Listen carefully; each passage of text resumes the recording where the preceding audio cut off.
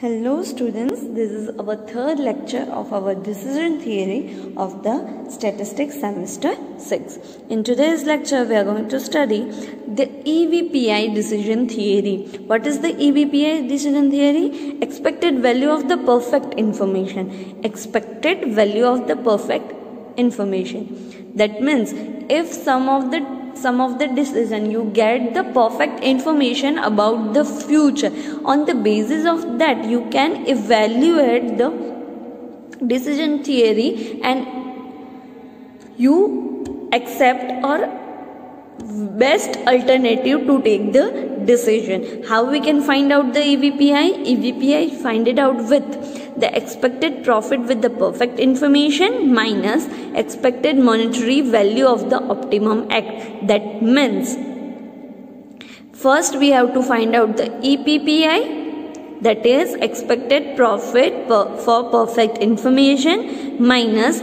Maximum EMV.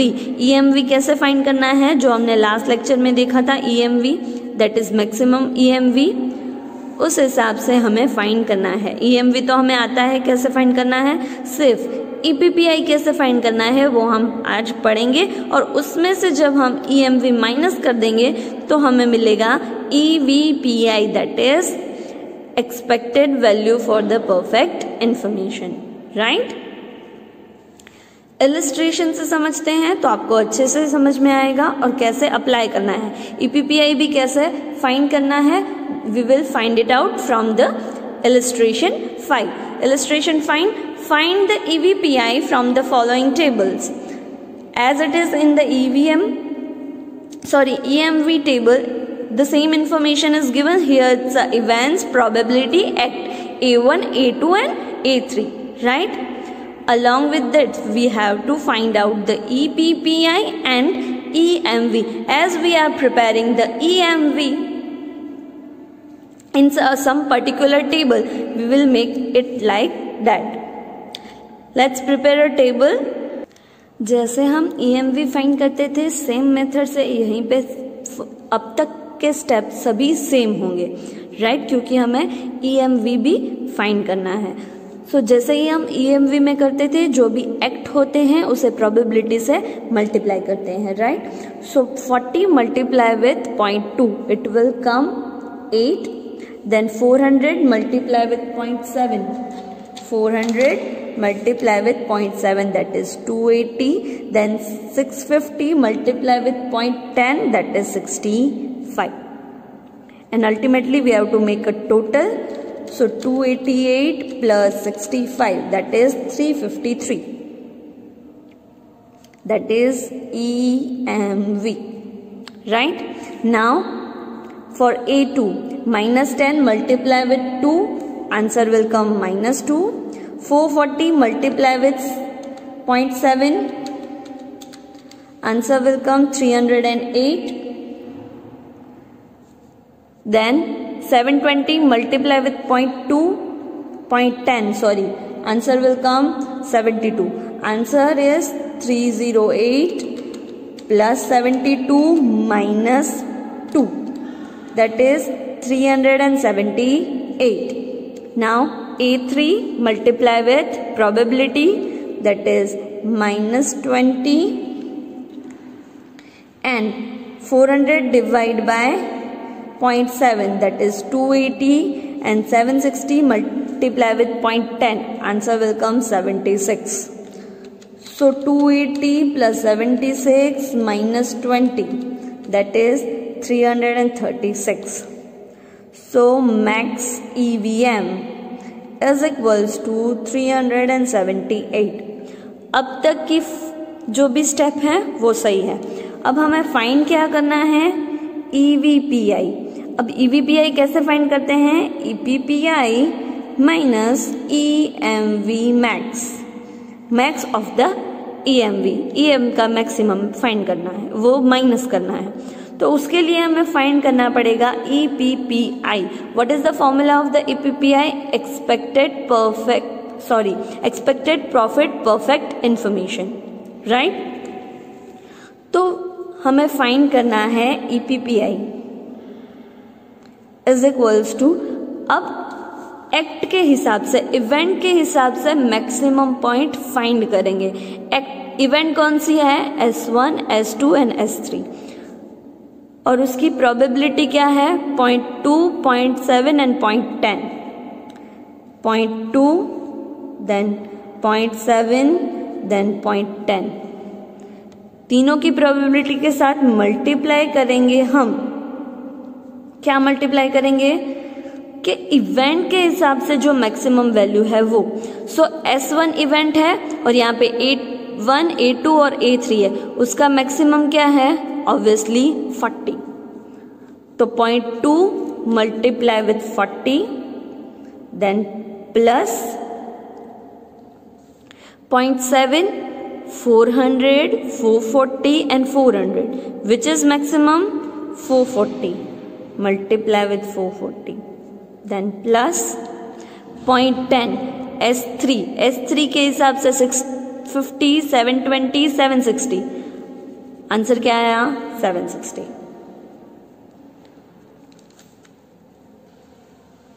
Right. अब multiply करें, 40 multiply with 0.2 that is 8 plus 440 multiply with 0.7 280, sorry 440 multiply with 308 plus 0.10 multiply with 760 that is 76।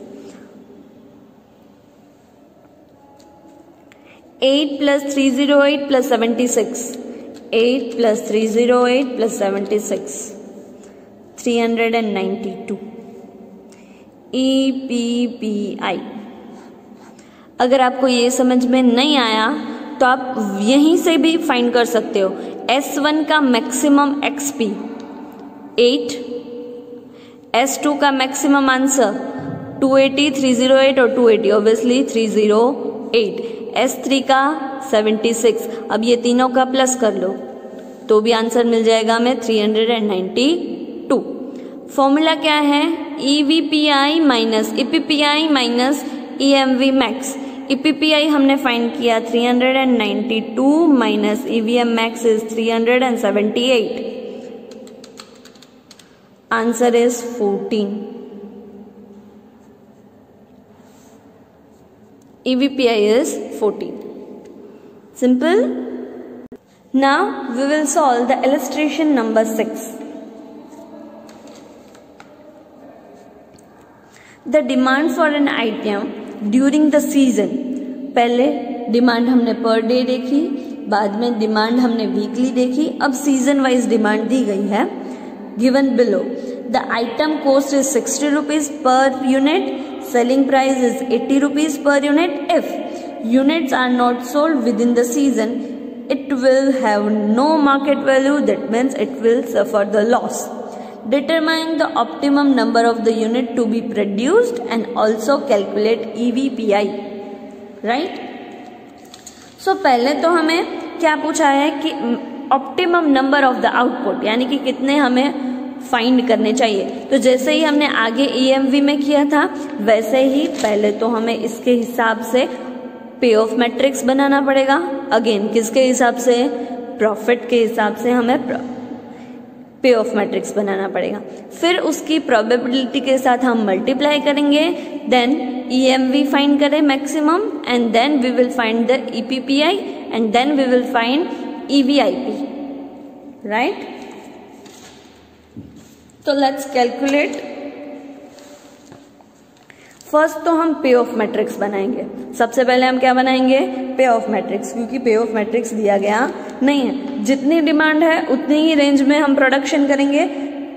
So demand की number of units की कितनी demands होती हैं? तो it's will start from 40 to 65.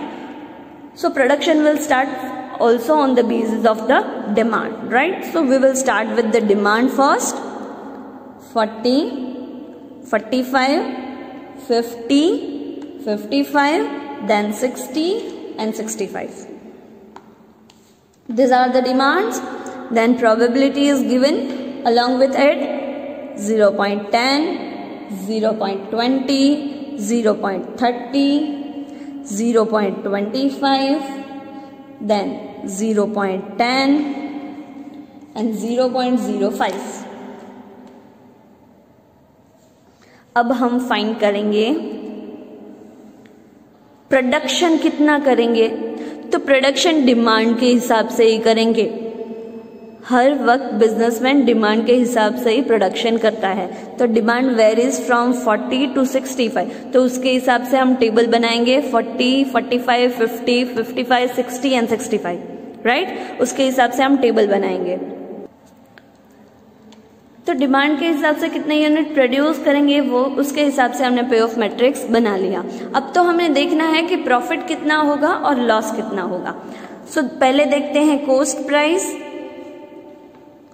Coast price is given ₹60, selling price is given ₹80।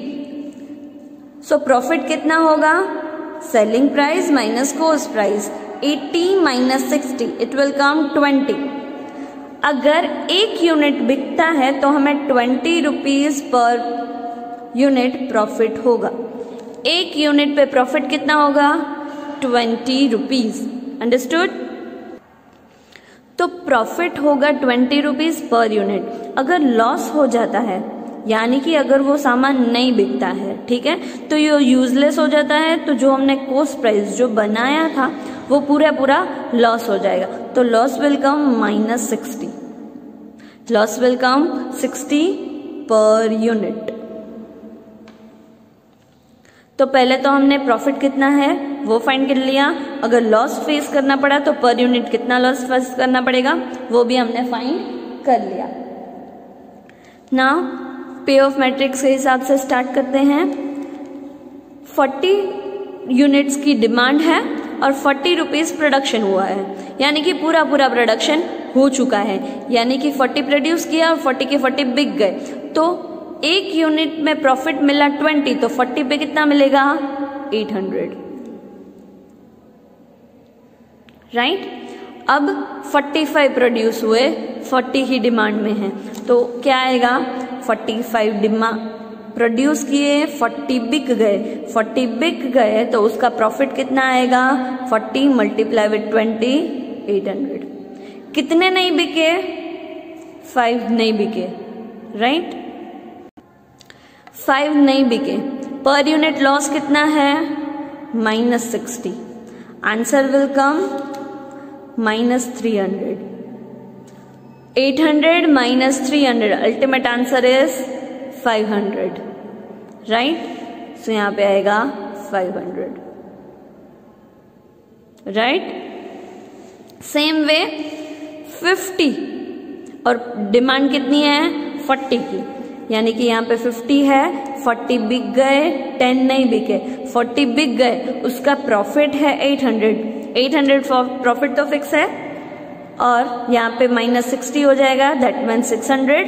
Ultimate answer will come +200, right.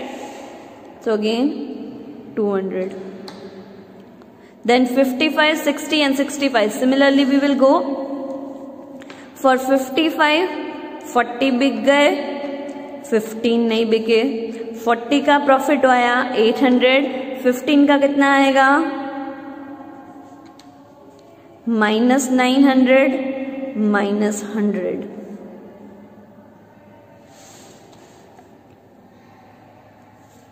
right।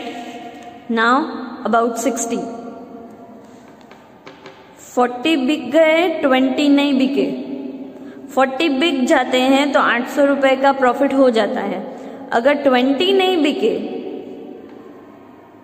तो 1200 का loss हो जाता है। सो 1200 माइनस 800 -400,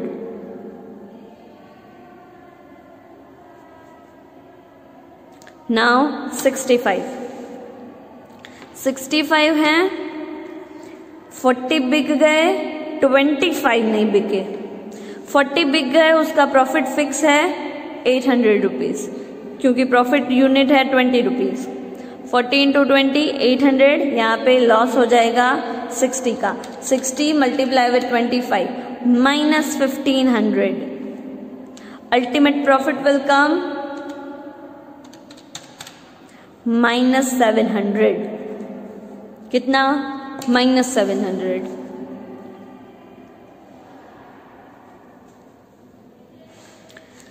सिमिलरली फॉर द 45, 50 ऐसे ही करते जाएंगे।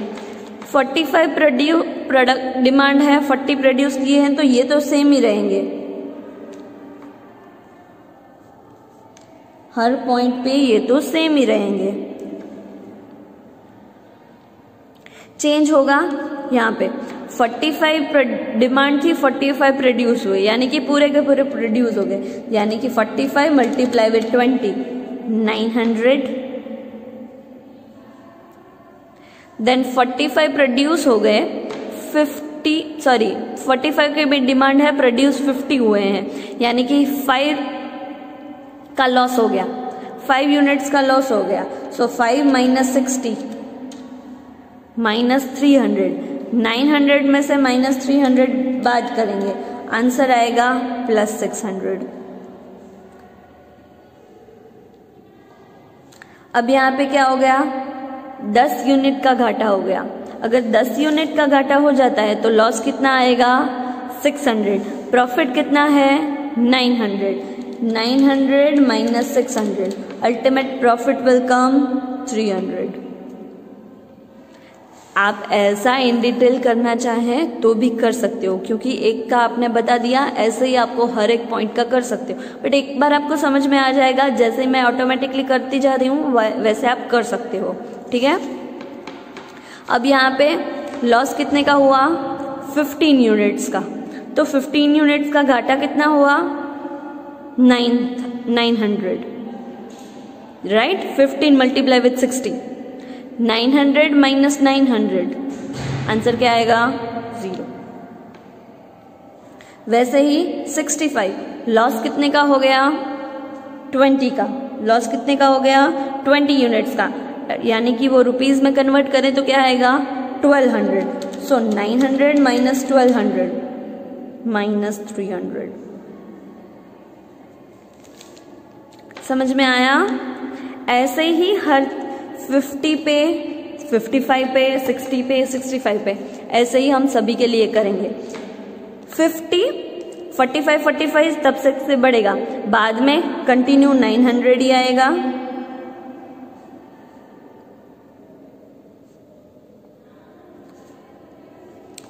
यहाँ पे 50 है, 50 है, 50 के 50 बिग प्रोड्यूस किए, 50 के 50 बिक गए, मैक्सिमम प्रॉफिट है 50 divide by 20, that is 1000,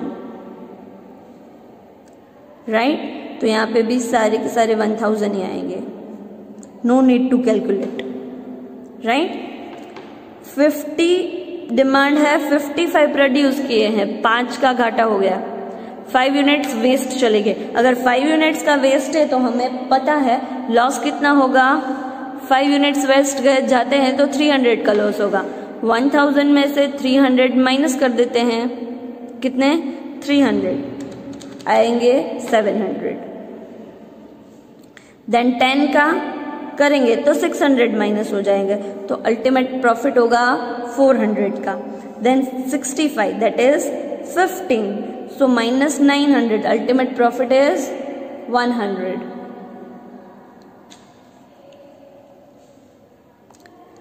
Then 55 product produce किए, 55 सोल्ड हो गए, so 55 multiply with 20 1100, so it will come again same 1100। then यहाँ पे 60 प्रोड्यूस किए, 55 सोल्ड हो गए, घाटा कितने यूनिट्स का हुआ सिर्फ 5 यूनिट्स का, 5 यूनिट्स की 60 रुपीज से 300 लॉस, 1100 माइनस 300 800, राइट। देन यहाँ पे आएंगे 10 यूनिट्स यानी कि 600, 1100 माइनस 600 500। यहाँ पे 60 multiply with 20, it will come 1200।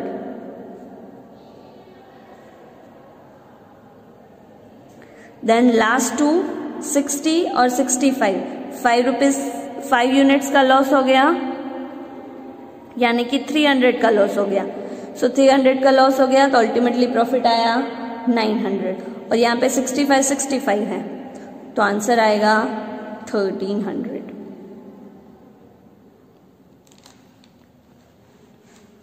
ऐसे हम पे ऑफ मैट्रिक्स फाइंड करेंगे। अब ये पे ऑफ मैट्रिक्स आ जाने के बाद हम उसे प्रोबेबिलिटी से क्या करेंगे, मल्टीप्लाई करेंगे। मैं आपको आंसर दिखाती हूं, ऐसे थोड़ा जूम आउट कर लेते हैं ताकि आपको क्लियरली नजर आए। ये 800 वाली सीरीज है, ये भी 800 वाली सीरीज है, उसने हमें प्रोबेबिलिटी से मल्टीप्लाई किया तो ये आंसर आया, राइट। देन 45 वाली सीरीज 500, 900, 900, 900, राइट। तो ऐसे हम प्रोबेबिलिटी से मल्टीप्लाई करेंगे पूरा का पूरा, ठीक है। और लास्ट में EMV फाइंड करेंगे। क्या फाइंड करेंगे? EMV 800, 880, 840, 700, 460 and 180. Which is the maximum? 860 is the maximum. So maximum product कितना प्रोड्यूस करेंगे हम? 860। कितने हैं? 45। So हम 45 प्रोडक्ट प्रोड्यूस करेंगे।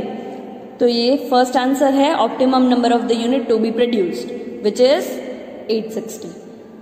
860 EMV है तो 45 यूनिट्स प्रोड्यूस करेंगे हम, ठीक है। अब हमें फाइंड क्या करना है? EVPI। EVPI फाइंड करने के लिए हमें चाहिए EPPI। अब EPPI इवेंट्स के हिसाब से मैक्सिमम देखते हैं। क्या देखते हैं? इवेंट्स के हिसाब से मैक्सिमम।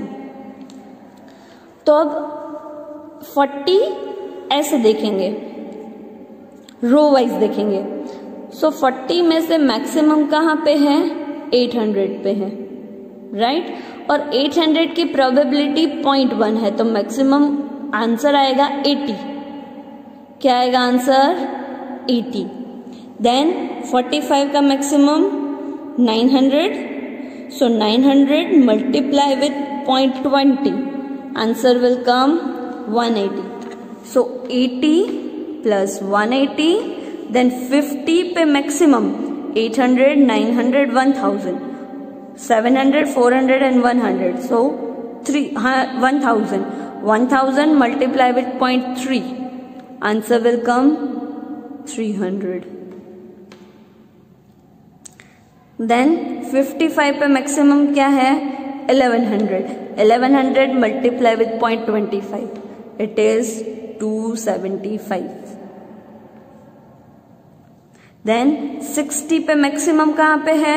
200 पे। 200 का XP 120. Then 65 का मैक्सिमम 1300.